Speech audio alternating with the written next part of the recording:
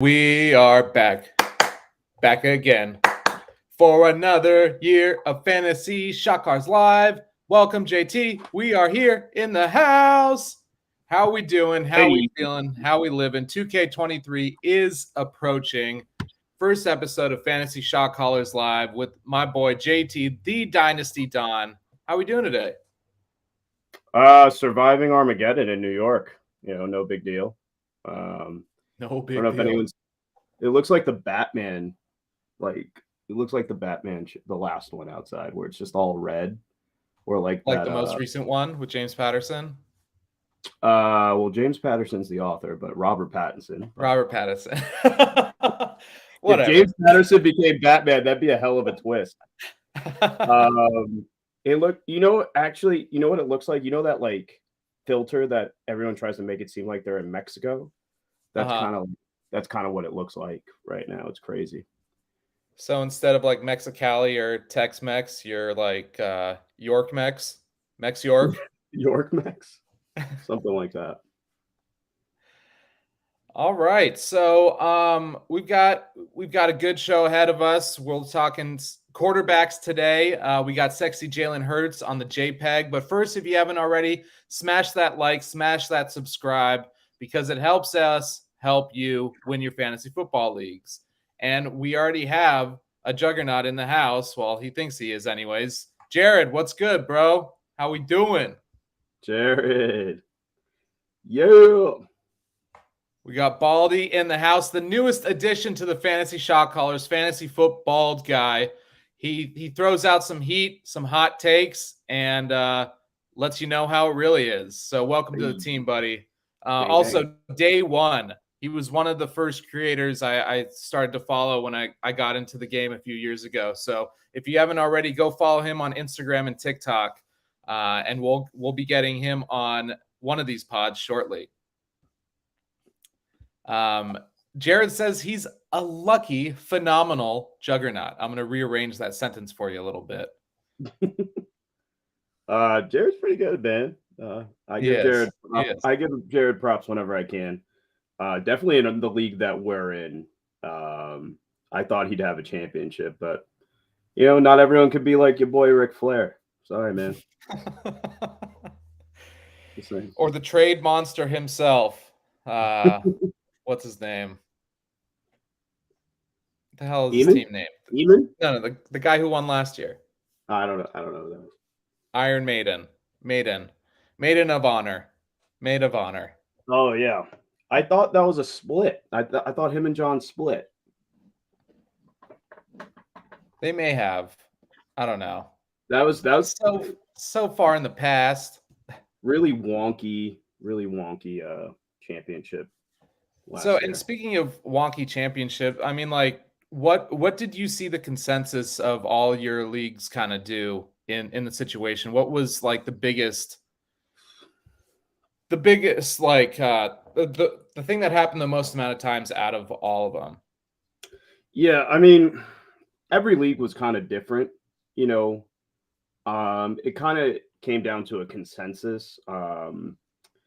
I would say the overarching thing was if the teams were close, so for example, in one league I was facing Bengals, but I was already losing, so it didn't really make a difference. So I just took second place, and we just kind of called it like that. I saw a lot of leagues split 50-50.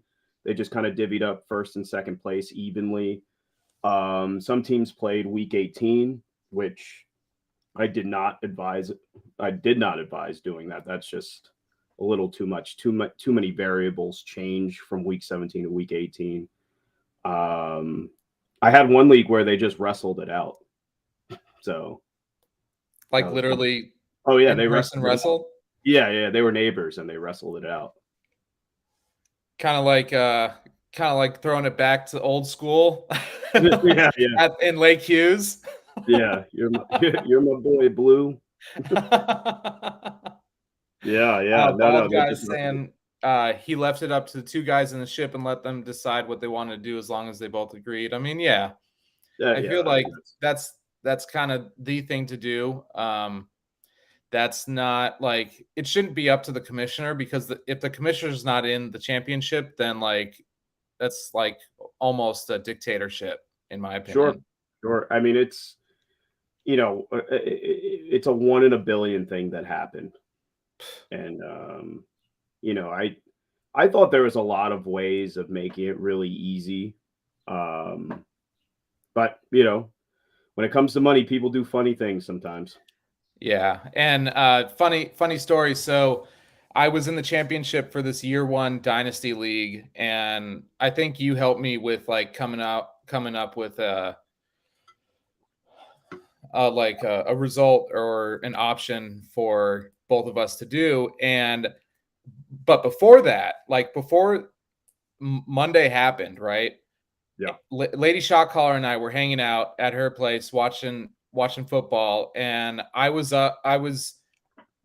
down by like 3, and I had Gabe Davis and Joe Mixon going, right? Hmm. And so Lady Shot Caller turned to me, she's like, "Oh, you got this. You're about to win this ship year one." And I turned to her, I was like, "It's fantasy football. Anything could happen." And something Yep. happened. It's fucking wild. Yes. Crazy. Well, prayers out to the Hamlin family. I'm glad you're doing better, Damar, and hope to see you on the field soon, as long as it's safe for you. But anyways, He's already a full participant. Yeah, no, I know, but still, I mean, I'm sure they'll take it super easy with him. But let's Mm. dive into some dynasty quarterbacks.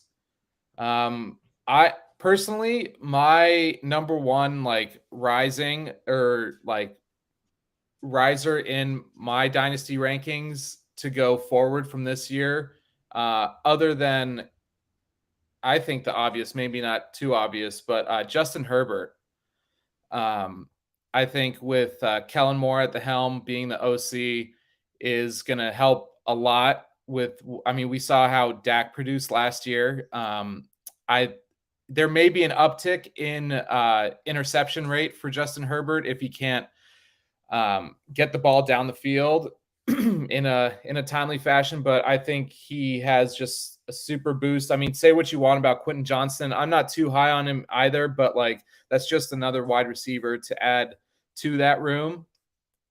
So I like Justin Herbert, and obviously, Trevor Lawrence will be moving on up to the west side, south side, east side. Yeah, I mean, Herbert's a great pick. I mean, he's someone that he's kind of dropped a little bit in dynasty startups, a little bit, nothing too crazy. But he's someone that I see just kind of breaking down the offseason with a huge coaching upgrade. Kellen Moore, I mean, Mike McCarthy said it himself in where they asked him, why did you let Kellen Moore go? And he's like, well, Kellen Moore is one of those young OCs that wants to light up the scoreboard, and we're trying to ball control and get wins on the board. So what does that mean for us? That means that they're going to throw the ball probably around the 600 time mark. And kind of similar to like Doug Peterson with Trevor Lawrence, they're going to throw the ball to win, and they have enough weapons out there to do so. I mean, you got two above average wide receivers when they're healthy, which, knock on wood, Keenan Allen, Mike Williams. They added Quentin Johnston, who, I wasn't too crazy about in a pre-draft eval. And then you have one of the best weapons in the league in Eckler. So Herbert's huge. That's definitely someone, if you saw a discount, congratulations. I hope you bought him. My guy is Lamar. Lamar's the biggest differential for me. Just having Todd Monken. I mean, he was able to draw up design runs for Stetson Bennett. Lamar Jackson's a whole different breed. Massive they've added a lot to the wide receiver room. And just from a conceptual standpoint, I just think Greg Roman just got really stale there. And I'm really excited to see what they can do. And, for people who don't know, Todd Monken has been in the pros before. He's been in Cleveland, had a good showing there. And then he was part of Jameis in Tampa, where they were, lighting it up fantasy scoreboards. So that's what we want to see. Yeah. And if we want to put in perspective for you, when Todd Monken, I believe it was 2019, was the OC for the Browns, Baker, the choke Mayfield, threw for over 4,000 yards. Over 4,000 yards. Like that's, Is that good? I mean, that's kind of good. Yeah, it's really good. I mean, and Jarvis Landry and Odell Beckham Jr. were probably had the best year that they've had. They haven't had a better year since. Sure. Yeah. Maybe. And like their touchdowns were up. Like, and I mean, I think maybe that that offense will, I believe, be the risers like the Eagles were last year. For various reasons. Because I mean, I don't think Odell plays all 14 games or 15 games or whatever of fantasy football. I think he plays about 10, like 9 or 10. Sure. Aging veteran coming off a big injury, sat out all last year. They want to keep him for the playoffs, but I mean, for Lamar, that's huge because I think they'll use him more as a red zone threat than anything. Sure. Rather than, you know, you have Bateman and then you have Zay Flowers. I mean, Zay Flowers will be coming out of the slot. Bateman is that big play, has that big play ability. And then the biggest question, though, in my opinion, is Mark Andrews, personally. We see in Tampa and in Cleveland, more in Tampa than anything. Granted, like OJ Howard and Cameron Braid are nothing, like don't have the same skill set as Mark Andrews, but it's I mean, they split they split targets, and Isaiah Likely is not has some talent behind him. So I mean, I personally am off Mark Andrews this year because Todd Monken is the OC. Interesting. Okay. I think Brock Bowers did fine in Georgia. You know, Dwayne Washington was fine. I wouldn't. I think. Do I think Mark Andrews is probably closer to a peak than a value right now? I could get behind that, but tight end is so barren that you know, I think Andrews is going to be a top 3 option as long as he's attached to Lamar. Now the question is, are you paying what are you paying for him? That's where I would probably draw a line. Like, you know, you have guys taking him in dynasty or redraft in the second round, and that's probably a little too rich for me. I would probably wait till, you know, the back half of the third round would probably be where I'm at with him. Maybe, you know, top of the fourth, I'm trading up and trying to get him. But I hear you. It is a concern based on what we've seen from Monken in the pro ranks. But I think Andrews is better than anyone he's had before. Yeah, I think so too. I'm a little weary because Isaiah Likely does have some talent behind him, and Sure. Yeah. like I mean, like with Brock Bowers and Darnell Washington, I mean, you know, Washington was more of a blocking tight end, where both of these tight ends are receiving tight ends. So I don't know. We'll see. It's something I've thought about a lot of it. Yeah. I mean, look, there's a lot of things. I've been up and down on Andrews a few times. I got freaked out when he was only playing 38% of the snaps because he was trying to figure out how to play with diabetes. Like I've been all over the place with him, but right now I'm just kind of I think he, you know, where he is in the rankings is about where he should be. Yeah. So let's see. Any other dynasty quarterbacks you want to talk about? I mean, what do we?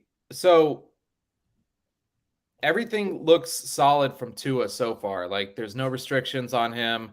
I feel like he's one of the big question marks in startup dynasties, especially as of right now, because like you're going to spend somewhat of a high draft capital on him in Superflex. And like, I mean, it was between him and Daniel Jones for me in the draft I just did. And I mean, I had to go with the sure thing. And Daniel Jones is my QB too. What an offseason. Daniel Dimes is A sure thing. Is a sure thing now. You know, it's crazy that in one off season that becomes a question.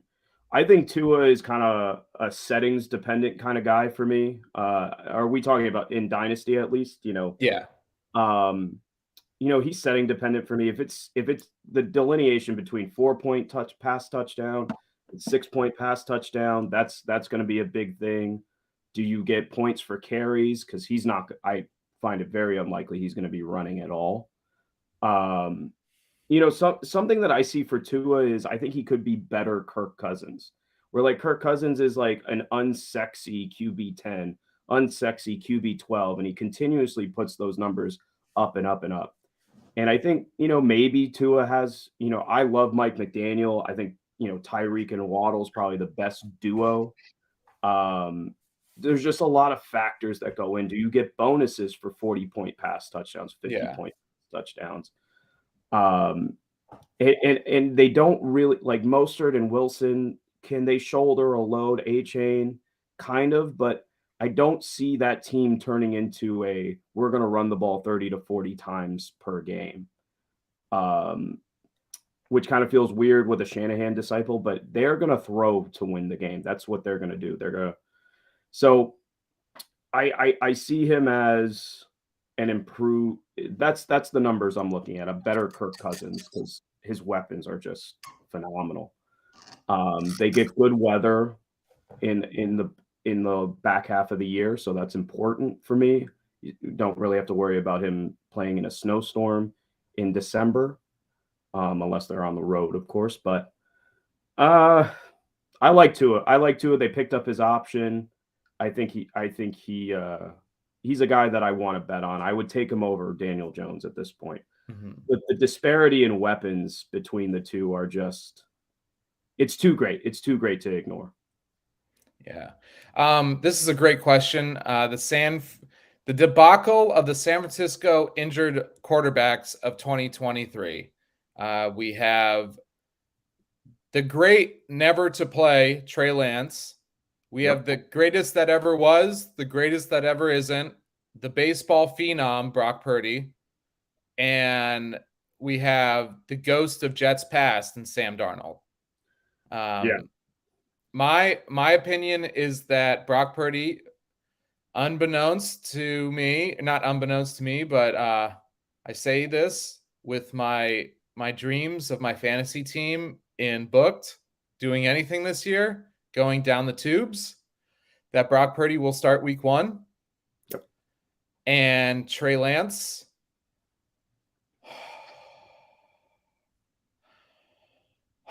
will ride the bench until week 3 when Brock Purdy gets injured again.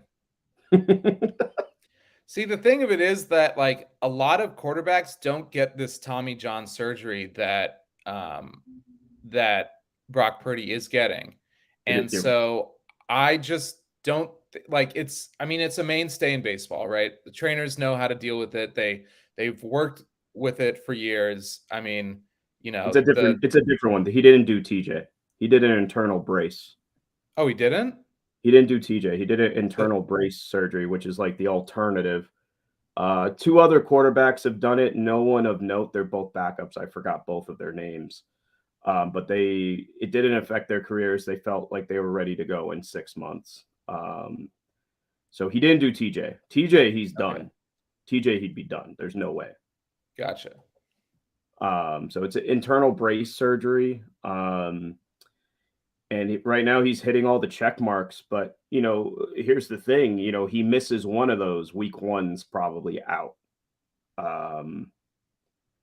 And like, I got to say, I've been on Trey Lance. I think Trey Lance is the guy. There's no way they spent that much draft capital, this, and the other. I'm like, there's just no way. They spent 3 ones. They spent Tyreek Hill, Bradley Chubb, and whoever else the other one turned into. I think it was Waddle. And I'm like, he has to play. And it was about once they said Purdy was throwing ahead of schedule.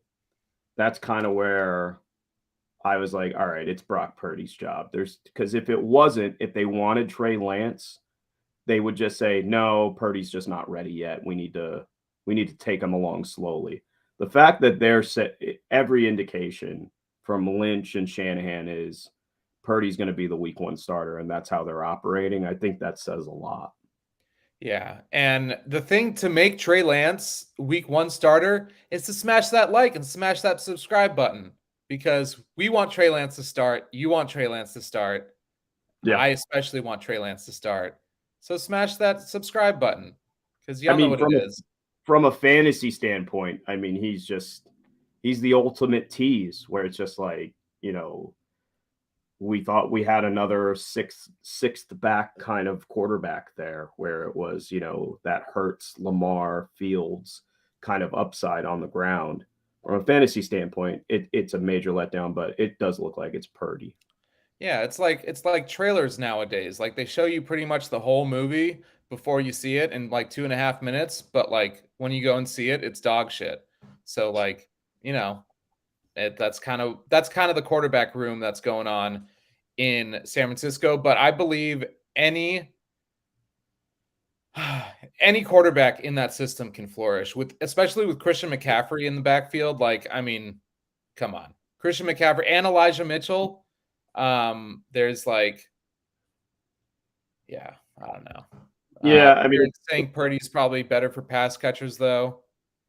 I mean, I just did a startup, and Lance is still going in the 5th round. Mm-hmm. Like, it blows my mind. I don't know how anyone, and we're talking about after all the Purdy puff has come out, and they're like, nope, fuck it, still running it. Like, that blows my mind. That just blows my mind. I don't understand that. Like, if you did a startup like I did in March or February, and you took Lance high, like in say the 4th or 5th round, like, all right, you took a shot. But after all the indicators that we've seen, there's just no way you should do that. The underscore redemption says Lance hype ? I see I've been summoned. AJ, that's my guy. That's AJ? Yeah, shout out to AJ. AJ in the house. What's up, Albert? How we doing? How we feeling? How we living? Jared's still going to send it. So are you saying that you're going to trade Josh Allen to me for Trey Lance? Is that what you're saying, bud? Is that what you're saying? Is that what you're saying? New Madden cover, Josh Allen. So might want to get out of that before the curse takes place. Just no. And speaking of Josh Allen, we got an absolutely not. Speaking of Josh Allen, so I mean, I think the biggest question mark, if you have the 102 in a startup in a super flex, are you going Josh Allen or Jalen Hurts? Well, Jalen Hurts is my 101, so Patrick Mahomes. Yeah, look, Mahomes is the 101. That it's kind of hot takey for me to say Hurts is. I just think he's just going to put up the most points over the next 3 years. Mm-hmm. I just think he's that kind of guy in fantasy. Well, especially depending on scoring settings. Like, if it's 4-point passing, then I mean Jalen Hurts is easily the 101. Yeah, no, well, I just don't. Hurts has better pass catchers, better O-line, better infrastructure. I think it showed last year that the Bills lost a lot in Brian Dable. I mean, for everything that we've now seen with Daniel Jones elevated, we saw what Josh Allen lost. And to be fair, he did deal with the TJ injury. I mean, he did hurt his elbow. So, for me, it's just looking at the next 3 years, looking at where that offense is, who's there. AJ Brown's locked up. Devontae's on a rookie. He's not going anywhere. You got Goddard, got the best O-line in football, got an offensive head coach in Sirianni. He can still run the Steichen system. I just think I don't know, man. I think people are waiting for the fall for Hurts, and I think this is just the beginning. Hurts is that guy for me. I think so too. And in the most recent startup, I was able to draft him at the 102. It was perfect. Yeah, I mean, look, if someone tells me they want Allen, I'll trade if I can trade down or something and still get Hurts. Like that's a win. I think I did a startup this offseason. I got Hurts at the 106. So I was abundantly happy with that. It's Hurts or Mahomes for me right now. And Mahomes has the most stability. So I'm not mad at anyone for taking him over Hurts, Mm-hmm. Just for me, I just think there's a lot of, Allen. What does Allen do better? He throws the ball farther. That's about further. Yes, further. That's about the only thing that Josh Allen does over Jalen Hurts to me. AJ's saying that Hurts isn't on the same tier as those two for me. Just isn't on their level as a passer. Rushing regression will hurt more on him than the other two. I don't think he's going to stop running. So, I mean, with the best O-line in football, I wouldn't stop running either. He's still the best running back in that backfield. Mm-hmm. Sorry, DeAndre Swift fanboys. And speaking of, DeAndre Swift is not one of these. Let's get into some dynasty and redraft buys. I think. I want to touch really quickly on quarterbacks real quick. Okay. I really think, fun facts, Sean Payton, Russell Wilson, that's something I'm buying. If you can buy Russ on a discount. Sean Payton's offensive stats as a head coach, his offenses are very rarely outside of the top 10, if they are at all. That's something you want to buy. I believe in him as a coach. I'm buying Mac Jones, getting Bill O'Brien. I think we're going to see, Mac Jones with Bill O'Brien. I think we're going to see an absolute jump in his production. Now, I'm not talking about he's going to be like a top 10 quarterback. I'm just saying we're watching Mac Jones go in dynasty startups in round 12. That shouldn't be happening. Yeah, I agree. And then I think the last guy for me is buying Jimmy G in round 16. I really think all this foot nonsense and physical stuff, I really think it's overblown. I think they've known for a while. And who are the Raiders going to start? Aiden O'Connell? Yeah. Come on, guys. Jimmy G is going to be their week 1 starter. I think it's been overblown. Just like his foot. I said it.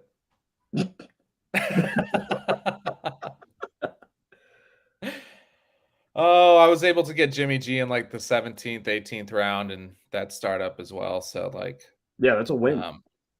Yeah. That's a win. Jared's saying, why are you knocking O'Connell? I mean, hey man, if you want to attach yourself to that, Purdy 2.0.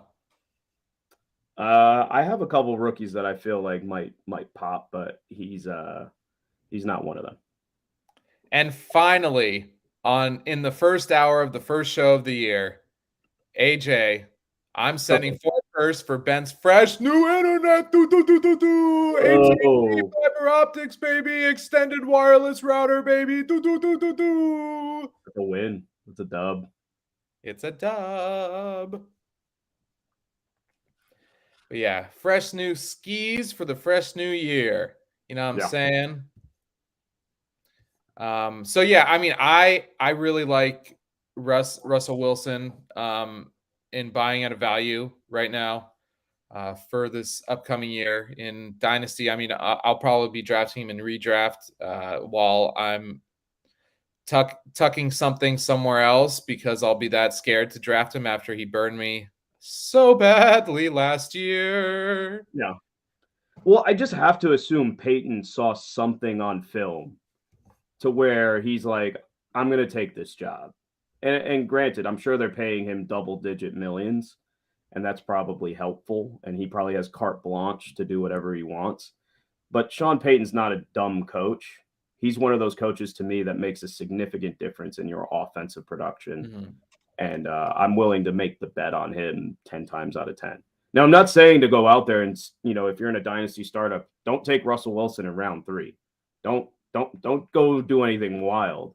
But as you see him like falling down, I'm watching him fall into the 7th, the 8th, he hasn't fallen to the 9th yet, but 6th, 7th, 8th range, that's about where, I'm snapping him up. And speaking of snapping up, snap up us. Snap us up. Hit that like, hit that subscribe. You're going to snap-a-rooney all the way to a fantasy football championship if you hit that subscribe button. As long as this snap doesn't turn into Zion Williamson. Who? Oh, injured again. Oh, injured again. Oh, injured again. He's about to get injured by him. Never mind. It's basically like saying, this guy's the next LeBron James. Injured. This guy's the next LeBron James. Injured. Yeah. Can you believe RJ Barrett has gotten further in the playoffs than the other two that were drafted before him? He's gone further than Ja? Yeah. Ja's never made it out of the first round. Really? Yeah. I thought they made it out of the first. Oh, well, hey, man. What are you going to do? He definitely doesn't get to the second clip either. Oh!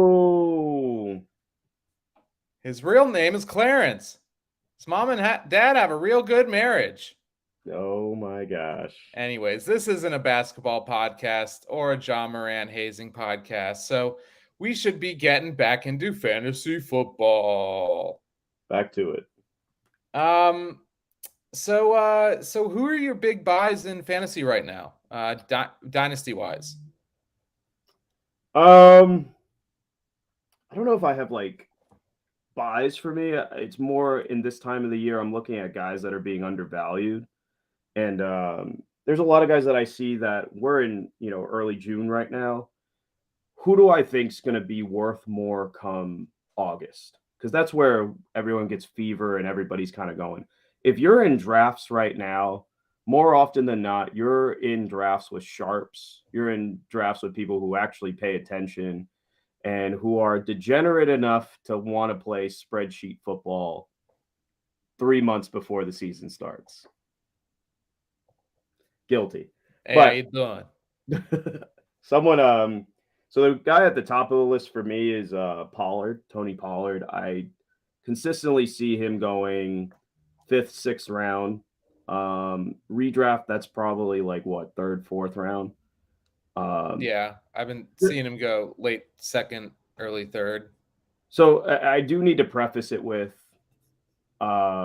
this is not me saying I think Tony Pollard is going to be the RB1. This is me just saying I think that there is going to be a value jump. There are guys that are going to want to pay for him. And with Pollard, who's the backup? Malik Davis? Who's Ronald Jones? Okay, Rojo's the backup. He has no conceivable threat behind him. They might re-sign Zeke, but who cares? Pollard's clearly the guy. He's on a franchise tag. He can catch the ball very well. He's in an above-average offense with an above-average line. And I think the other thing that you really need to consider, Cowboys hype. Cowboys players, whether we like it or not, get more hype, and it's easier. Those guys it's an intrinsic value, but it still adds to their value, and that's something you can exploit in your leagues. So I really think, and this is going to be one of the hotter takes, I think, especially in redraft, I think Tony Pollard's going to be a top 15 guy. And I come August, I think he will be a top 15 guy in redraft. And in Dynasty, I think he's going to start going. I wouldn't be shocked to see him we start seeing him go ahead of Eckler, ahead of running backs that are a little older that we're concerned about taking. Yeah, I mean, I don't think that's too bold to say Pollard top 15 in redraft this year. I think he could crack the top 10, to be honest. Yeah, I mean, we know, especially with what's a good name? I don't know. I can't think of anything right now to make fun of Mike McCarthy, but with McCarthy calling the shots too, I mean, They're probably going to run the ball a little more so that Dak doesn't throw as many interceptions, turns the ball over.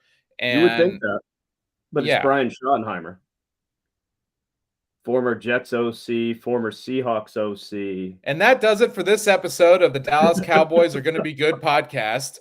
This has been brought to you by Brian Schottenheimer, former OC of the Seattle Seahawks, that lost him the championship. No, that was Bevel.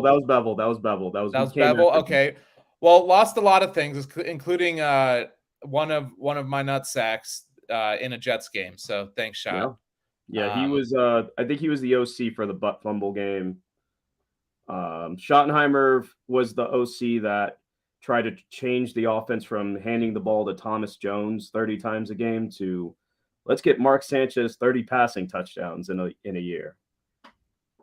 We could all see how that works. Let's do it, guys. USC quarterbacks that can produce. Just Palmer.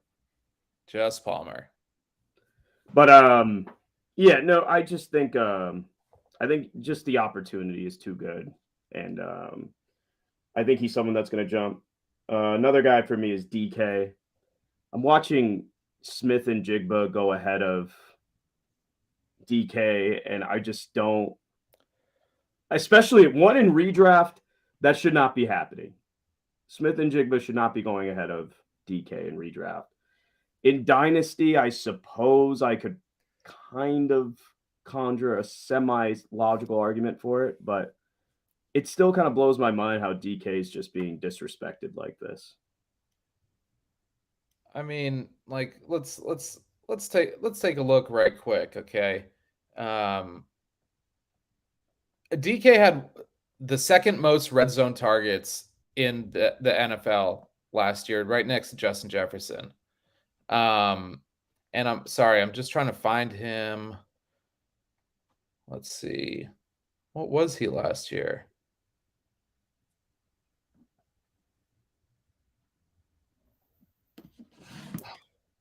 He was wide receiver 15 in PPR.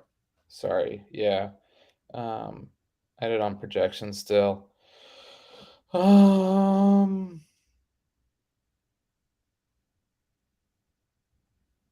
Yeah, wide receiver 18 in PPR. And I mean, if he catches 3 of those balls for another 18 points, that vaults him all the way up to right next to Jamar Chase at like wide receiver 11. So, I mean, granted that didn't happen, but I mean, with the red zone targets, JSN isn't going to take those away from him. Like he's the big body on that team. And like JSN may take some receptions away from him, but he's just going to fill in a void that Marquise Goodwin, I mean, couldn't fill in, you know what I mean?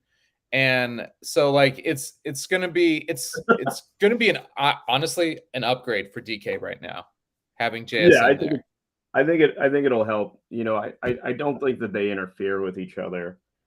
I just think he's just not your prototypical PPR machine where we like guys in the slot. We like guys with diverse route trees. DK is kind of a simplified route tree guy who's just going to out physical and he's just way more athletic than everybody else on the field. And, are there some games that you're a little concerned if he doesn't get that 50-yard bomb?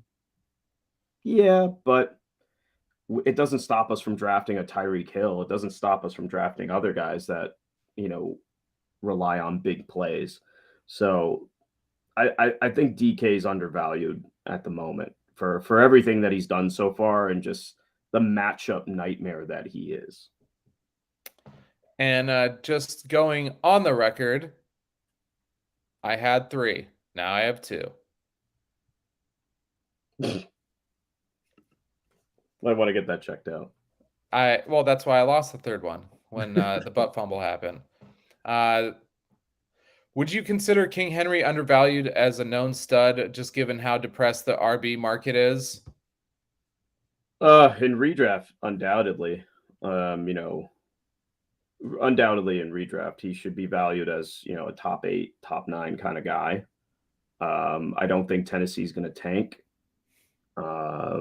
especially on light of the news that DeAndre Hopkins is flying to Tennessee. I think that kind of shows where they're at, where they're just kind of playing both sides of the fence here. I think our problem, and when I say our problem, the fantasy community as a whole, is that we've tried to compare Derrick Henry to normal running backs, like Zeke breaking down, like, I don't know, maybe Joe Mixon this year breaking down. We're trying to compare him to normal guys. And Derrick Henry is he's almost unlike any running back we've ever seen before. He's 6'3", 250. I'm not worried about it, but yeah, he's kind of in that. He's feels a little bigger than he is bigger.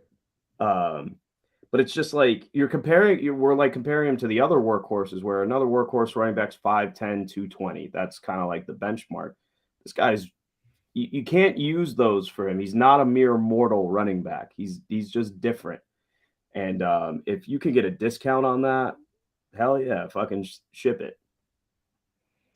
Yeah, I mean, if you're in win now mode, I mean, you go out and get King Henry. I wouldn't trade away like your future until 2026 for him, but you could probably get him at a good value right now with the quote unquote Lions offense kind of being shacked to the run or unshackled, depending, because if like especially with the news right now that DeAndre Hopkins is in Tennessee, it may be a good time to look at King Henry and maybe try out and go out and buy. And that's like literally only if you're gonna win this year. Like, you have to win this year, because if you go get King Henry, maybe he'll give you one more year, but who knows? I mean, Bo definitely knows, but I don't know him, so I got to go ask him. I would say, fun redraft question. If you had to bet $100, you get even odds on both. Who do you think puts up more points, Derrick Henry this year or Bijan Robinson? Bijan. Is it because he catches the ball? Yes. He also has Tyler Algier behind him. All right. I think it's draft capital. Draft capital, baby. I think it'd be a lot closer than you think. Do you know off the top of your head who the running back was behind Saquon in his rookie year? What? It wasn't Tyler Algier. The Devontae Booker, Corey Clement. I feel like Corey Clement was a little bit later, but let's see. Who we got here, huh? Oh, come on. I mean, who cares? Wayne Gallman. AJ is a Giants fan, so that might be accurate. Well, I just looked it up. It is accurate. Wayne Gallman was a beast, bro. When Saquon missed next year, he like had one game that was great and then sucked. He was a beast. So I ain't worried about Tyler Algier. Anyways, I think King Henry puts up more points than Bijan this year. I don't even think that's that hot of a take. Maybe. Right. I mean, I don't know, man. Bijan, you can book this now, and this you can consider me calling one of my shots. But Bijan Robinson, top 8 for sure. Overall? Yeah. Oh, no, not overall. No, running back. Oh, I mean, okay. Fine. Top 3. That's me calling my shot. That's a little spicy. I mean, top 8. How many running backs were healthy last year? That's not that hot of a take. I mean, look it up. He's gonna get. We all should know that Arthur Smith was the guy behind, Henry's 2,000-yard season. So, he's gonna get the ball. I don't think Bijan's gonna get as. I don't think he's going to get 100% of the snaps like everyone thinks he does. He'll get 98, though. I don't think so, man. I don't think so. I don't think Arthur Smith's offense is set up for that. I don't know if any offense is really setting up like that anymore. It's just the way it goes. Yeah, I mean, no, like I doubt that that the Titans offense will have Derrick Henry be playing 100% of the snaps anymore either. He never has, even with the 2,000 yard season. He's always been a 63% kind of guy. 63 to 70% of the snaps. All right. Well, 63 to 70% of the snaps. Good job. You know numbers. Well, I'm just saying, I think Algiers going to get like 180 carries this year. Wow. I don't think Algiers just going to not get any carries. All right, maybe not 180, like 150. He's going to get like 150. Because 180 would be pretty much a 50 split, right? Smith runs the ball a lot. I know. All right. Well, we got your bandwagon. You see who his quarterback is? Huh? You see who his quarterback is? The guy can't throw the fucking ball. Ryan Tannehill? No, Desmond Ridder. He's going to ball. Watch. You just watch. You're going to be a ball boy? Ritter's not. Desmond Ridder. Hey, well done, Jared. Wow. Are you on strike right now? Is that why you got all this time to come up with cool, fancy names to diss my team? Huh? Whoa. I'm affected by the strike, too. I'm in it, too. Me, too. I got to see everything while I'm driving around. I was driving an Uber for this one lady at Paramount in Culver City, and I was coming out of the lot or whatever, and she this woman waves to her, right? With a picket sign, and she kind of looks at her and doesn't really say anything, kind of just smiles a little bit. And so we pull out, she's like, yeah, that's my friend, but I can't talk to her because we're on opposite sides right now. I'm like, oh, that's cool. The more you know. Jesus Christ. All right, back to fantasy football. I got a whole list of guys that I think that are undervalued and liked. Dameon Pierce, Rachaad White, James Conner. I think people forgot James Conner exists. Mm-hmm. And if Clayton Tune is there to start off the fucking year, they're going to hand the ball off quite a fucking bit. I don't know who Clayton Tune is, but I don't think they're throwing it 50 times a game. And the newest addition to Toon World at Disneyland, Clayton. Yeah, Clayton. Good old Clayton. Other guys I think are like Drake London, Amari Cooper. Probably my biggest one is Juju. I think Juju's way too undervalued in PPR formats. Mm-hmm. Bill O'Brien is probably one of those OCs he's going to write a good script for Juju. He's going to get eight balls across the middle. I tend to agree. Which, they may go for 3 yards, but, that's whatever. And go buy Samaje Perine. Yeah, I saw this video on TikTok. This dude, anything for a couple likes, right? He's like, these are some reasons why Samaje Perine is the next Adrian Peterson. No. Whoa. Who said that? Because they both went to Oklahoma? Look at it on TikTok. I will go dunk on that person. Bro. He literally he wasted about 2 hours probably making this video for literally nonsense. Disappointed. AJ saying this will be the end for Juju. He's still young. He's what? He's 25, right? Yeah, he's really young. I just think the Patriots offense and Mac Jones' skill set hitting the intermediate routes is that's just kind of set up for him.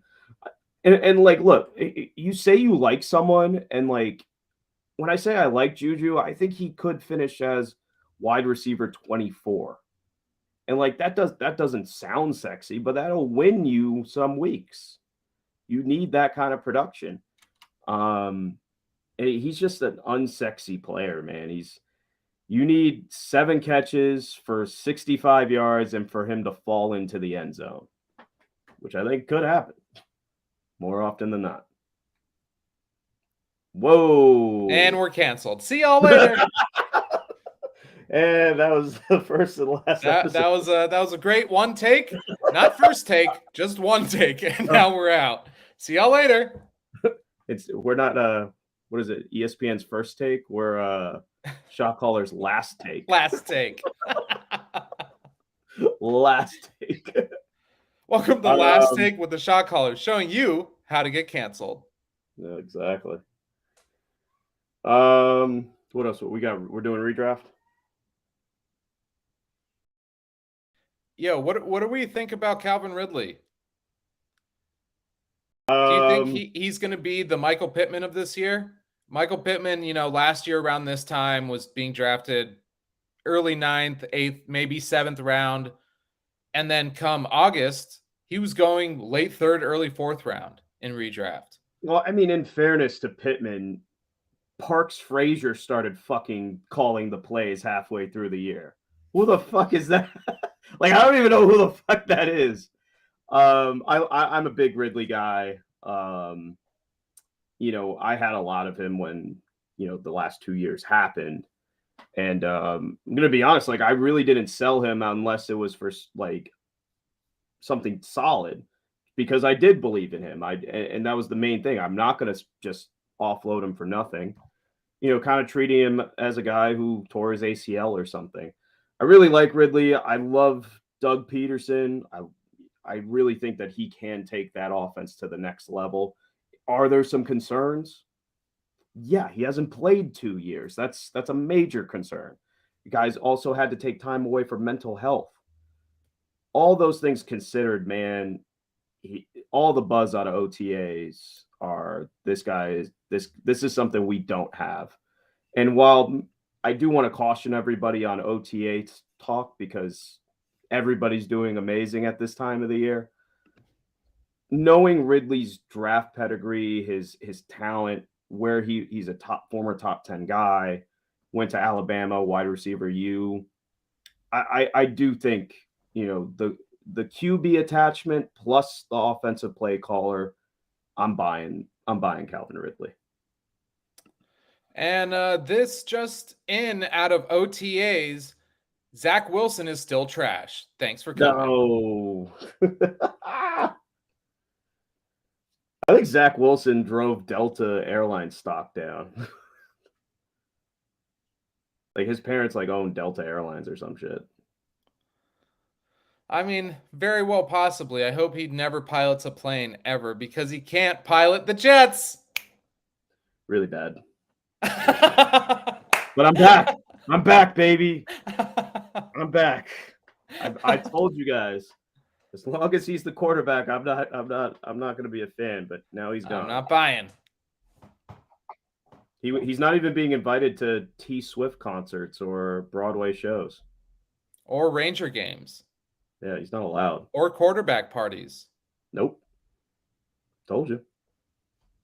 Gonna make his life. He is being invited to these hands from Garrett Wilson. That's gotta suck, man. Like, you have to go to work and literally everybody's like, oh my God, it's so different. We have Aaron Rodgers. Like, this is amazing. But like, you gotta hear that all day. And it's just like, I was here. It's like, yeah, you suck. Yeah, I guarantee you he doesn't even hear it. He's just like, he's a one-track mind, one-trick pony, and just like listens to himself talk in his head the whole day. I guess that's what Mormons do, right? Yeah. Let's see. I have a list of guys that this offseason sucked for. The offseason has sucked for? Yeah.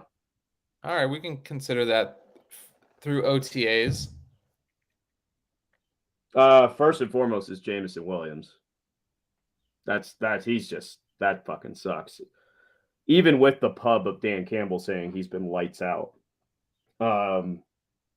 He's a buy for me in Dynasty, but in redraft, you can't. I mean, it's hard to fucking spend a top 10, like consider him before the 10th round. That's kind of tough. Yeah.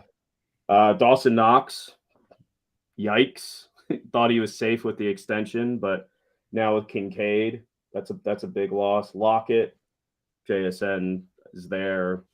I do think Lockett will be fine this year, but moving forward, he's going to have to go elsewhere. Zeke, yikes. It's crazy that no one signed him. It's not because he sucks and he's very fucking slow, but it's just kind of crazy. Someone with his like cachet is just like can't go anywhere. Mixon, yikes. I think Chase Brown is the week 1 starter there. What? Yeah. In what world? In what world is Chase Brown the week 1 starter there?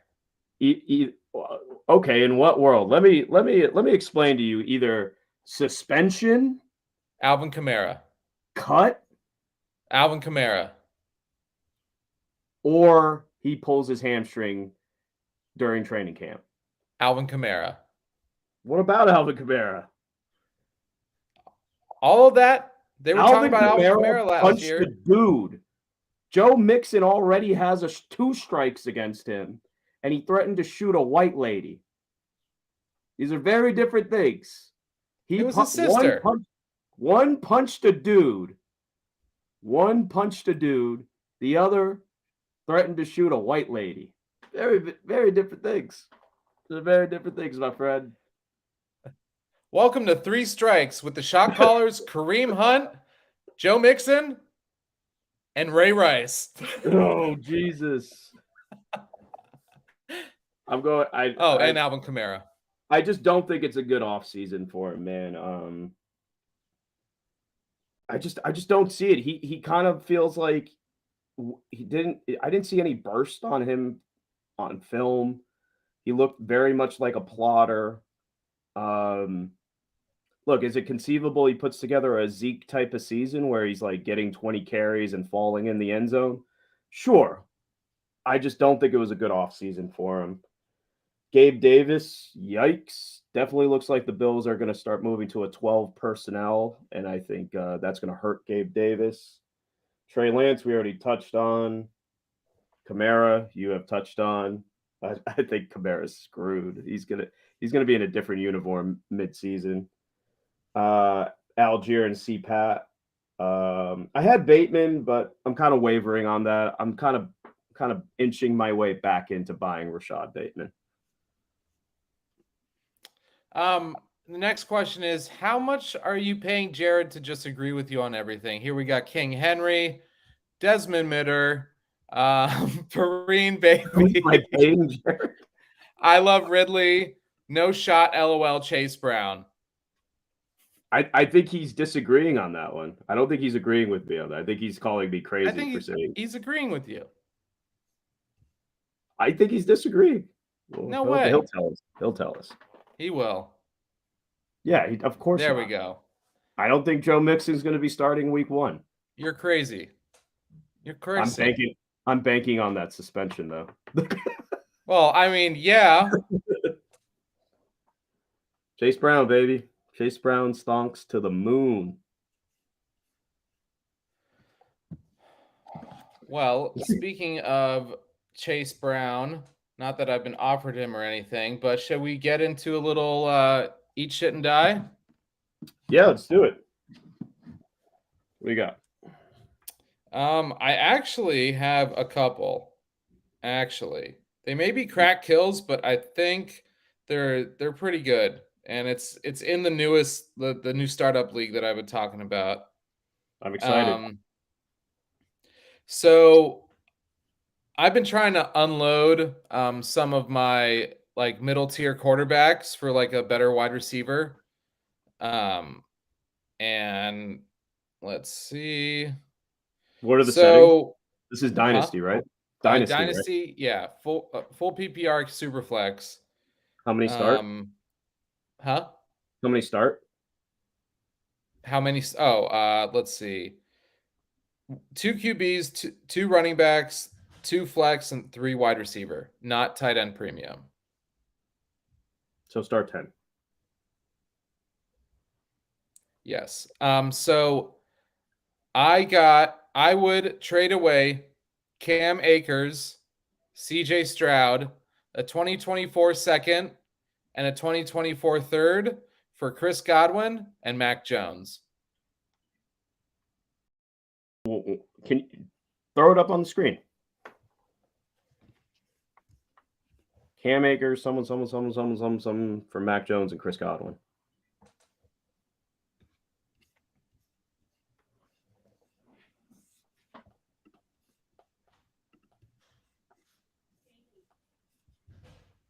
Let's see.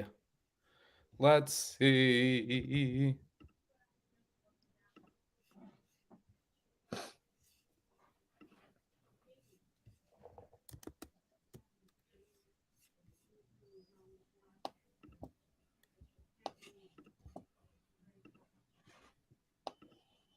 Bing, bing, bing, bing, bing, bing.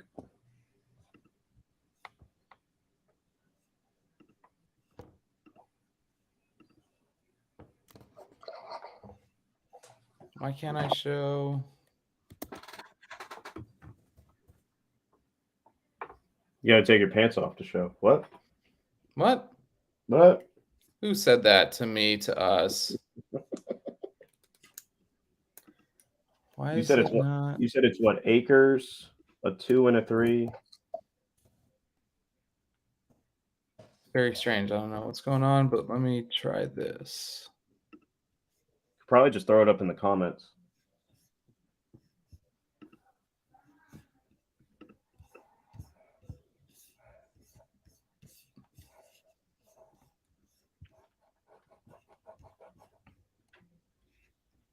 This Delta Airlines pen sucks ass. Thanks, Zach Wilson.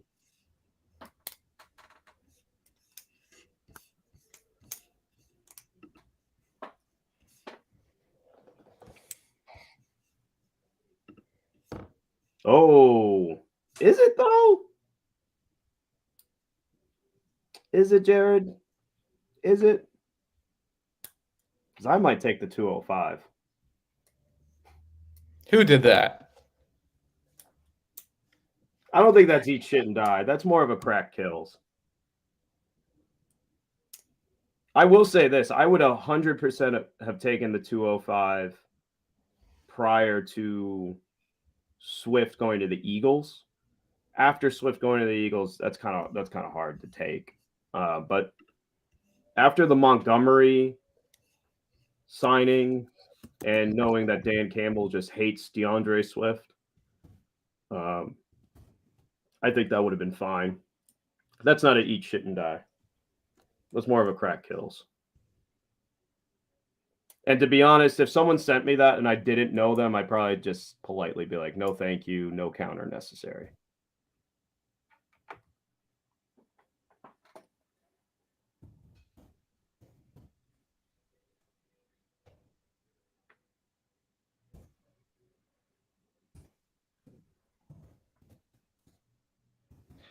Bear with me. I'm almost done. I haven't eat shit and die. I'm about to put it. I'm about to do it.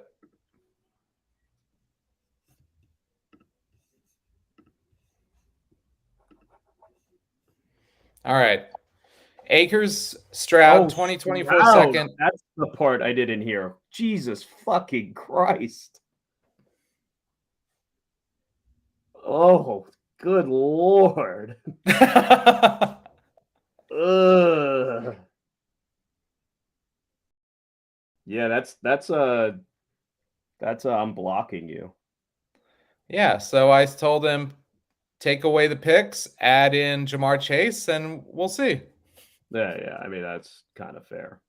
That's crazy. Like even if you left Stroud on the well, all right, probably not. But let's say you left Stroud on the left side, right? You moved Akers the second and the third to the right side. Now we're kind of close-ish.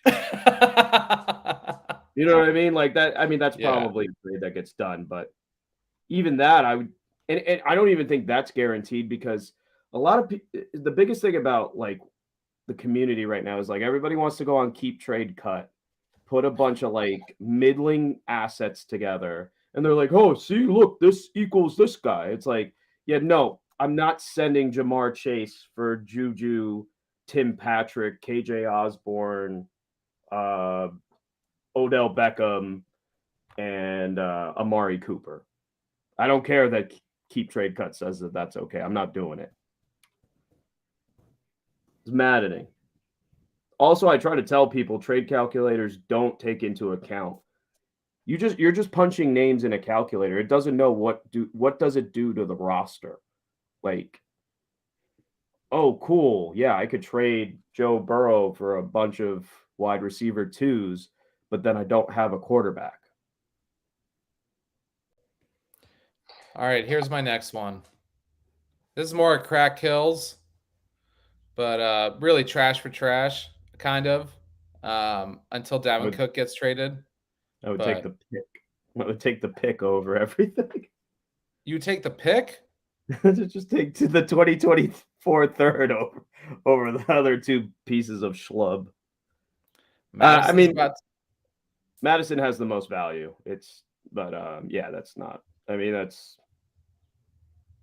I guess that's a trade where it's like trying to check how much ESPN do you consume. A lot sometimes. That's a crack kills. All right, you got one that I can put up for the peeps? Yeah. Can I could just throw it up in the comments, can I? Yeah. It's not letting me talk in the comments though. It's saying I can't do that. I guess I could private message it to you. Yeah. All right. So side A is Mariota, Levis, a 24-2, and this year's 311. 4. Side E is CJ Stroud and Kendre Miller.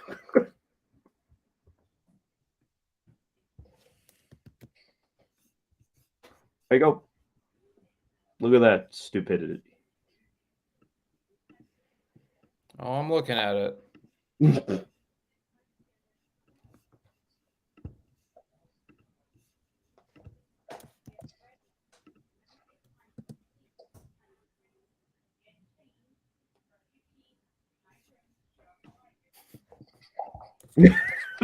No. Oh, come on.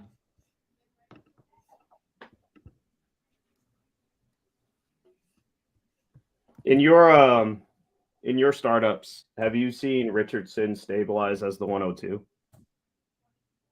Like rookie draft? Yeah. Well, yeah. I mean, if you're taking Richardson over Hurts and Burrow, let me know what leagues those are in. And I would like to gain access to those. Please gain access here. Yeah, I would like to be a part of those leagues. This is trickier than I thought it was going to be.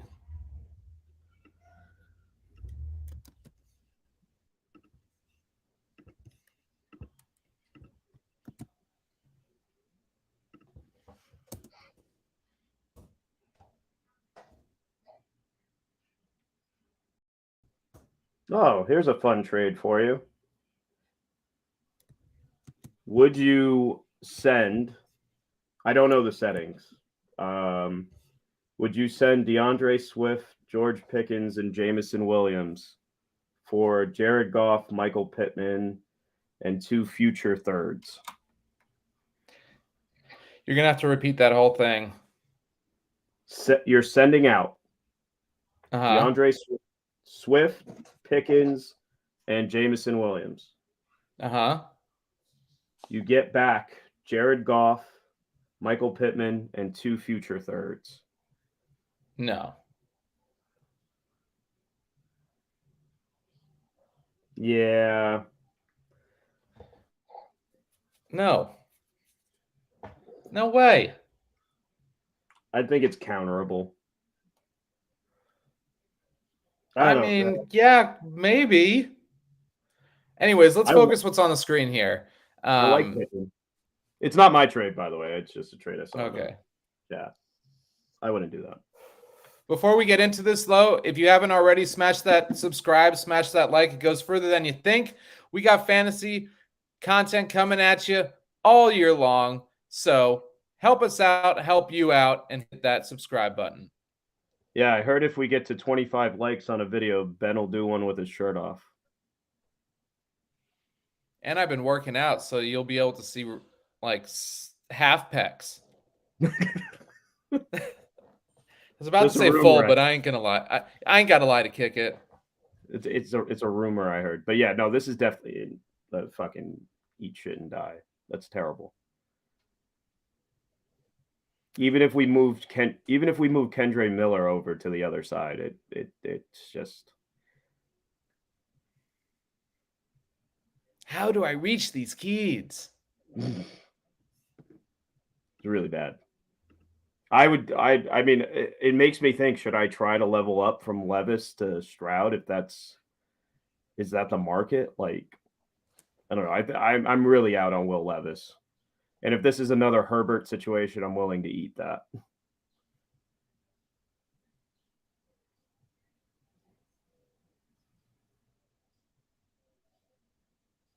Jared's got Waller. Yeah, he just keeps throwing up trades that I sent him in books. You sent that to him? Yeah. You dirty bird. That's objectively hilarious. The Trollmeister himself. Hey, man, shoot or shoot. Shoot or shoot. See? No, fucking pod mate. See? Look at that. I mean, I would do it to mess with you.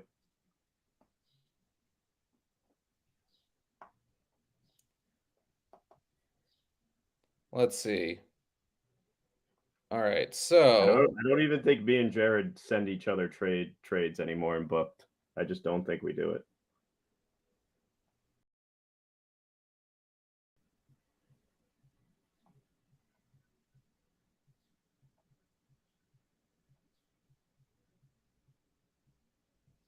Eamon asked for Cousins and Carr for a first. I was like, no. All right. Go buy Juwan Johnson, everybody. Go get him. Go buy Aaron Rodgers. Should be able to get him for like a second. Oh, I'm fully on board on the Najee train. Me too. I've been on that board. I'm really on the Najee train now. They added Broderick Jones and they added Washington. And did you see Washington's workout? It's crazy. You gotta look it up. It's so crazy. There's this thing, the blocking sled, and you see how much like the other tight ends are moving it, and he just comes and moves it like a tackle. They're gonna run the ball. I like Geno. I think it's been a great offseason for Geno. Mm-hmm. Trevor Lawrence, we already said. I like the offseason for Brandon Cooks. And David Montgomery. I like it. I like it. There it is. I'm not very big on Gibbs though. I'm not too. I think Gibbs hype has gone crazy. I mean, it's definitely out there. I mean, they're ranking him right next to Bijan. Right next to Bijan. It's crazy. like very close. Like I'm not talking just 1 and 2, but like in numbers as well. Like, can you tell? Like, I don't think people understand. There hasn't been, Detroit Lions is like a curse for any running back since Barry Sanders. I think they've had one good season. Couldn't have ended worse. Yeah. There's never a good Lions running back. So AJ's commenting McLaurin Akers for 25 first, 26 first, and a 26 second. Good Lord.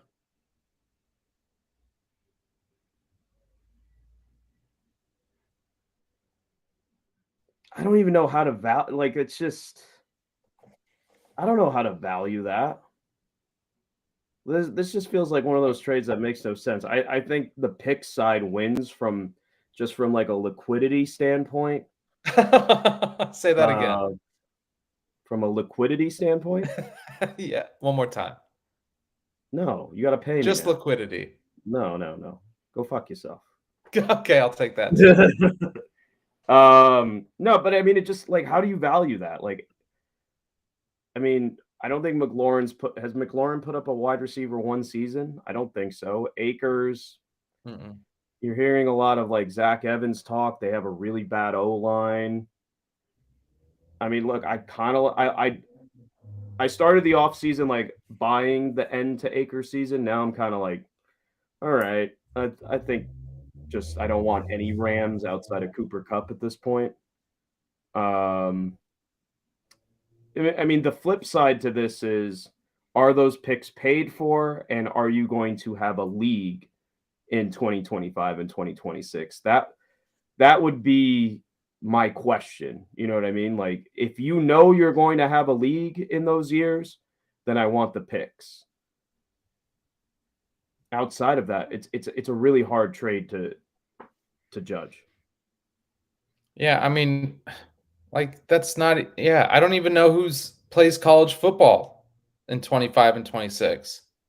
I think 25's Klubnik's year. Still, I think I could be wrong. I think it's Cade Klubnik's year. Is it Cade? I think it is. He's the Clemson starter. Took over as a freshman this year, but still, that's so far out there that you're. Who knows? Who knows?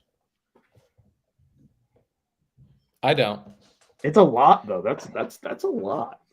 Like, my question would be, what could you turn McLaurin and Akers into if you were trying to up tier into one player?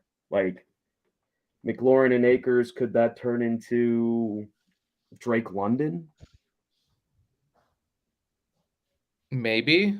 Yeah, that's kind of tough to see. I think if you're holding Drake London right now, you're not making that trade. T. Higgins? No, T. Higgins has too many lovers. No one does. I don't really like T. Higgins. Me I think neither. I think he's overvalued. He's consistently, like I've stated many times, he's never finished a season, and he always leaves when it means the most. I don't know if I go that far, but he's wide receiver 18 is his highest finish so far. So, I don't know what that could up tier into. Maybe Devontae Smith. That's what I was thinking. Like, if I'm getting Devontae Smith, I make that move. But it's just tough. It's a tough eval. And then on the flip side, how many players are worth 2 firsts and a second? The list is not very long. So, breaking it down like that, I think the picks is probably the winner there. If there's a lead. That's just tough to Jared's really gauge, because Jared's out here trying to get Aaron Rodgers. I think Rodgers is going to play 3 seasons. With the Jets or one with the Vikings? I don't think he's going to Minnesota. I think he's going to play 3. I think he's going to play 3 seasons. This just in, 2026, Aaron Rodgers signs with the Chicago Bears. And he makes the Bears lose by playing for them. They'll still have Fields. But I mean, I still think it's kind of crazy that Tom Brady is now a part owner of the Raiders after owning them for all those seasons after the Tuck rule. Boom. He's Charles Woodson somewhere has to be he has to be furious somewhere. Eating his fingers.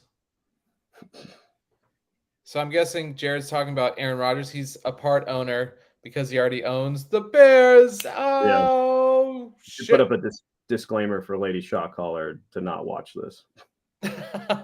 Don't watch the end. Don't watch the end. And speaking of the end, if you're still here, still with us, thanks so much for tuning in. Hit that like, hit that subscribe. That's it for me. I think we'll see y'all next week on Shot Callers Live, but tune in this Sunday. And if you want to be in it, dope too. We will be doing Super Flex Sundays where we will mock with the best of them. Super Flex, redraft, PPR. That means 2 quarterbacks, people. And Average Joe's will be joining me on Sunday. I haven't figured out the time yet, but probably 3 p.m. Pacific Standard Time.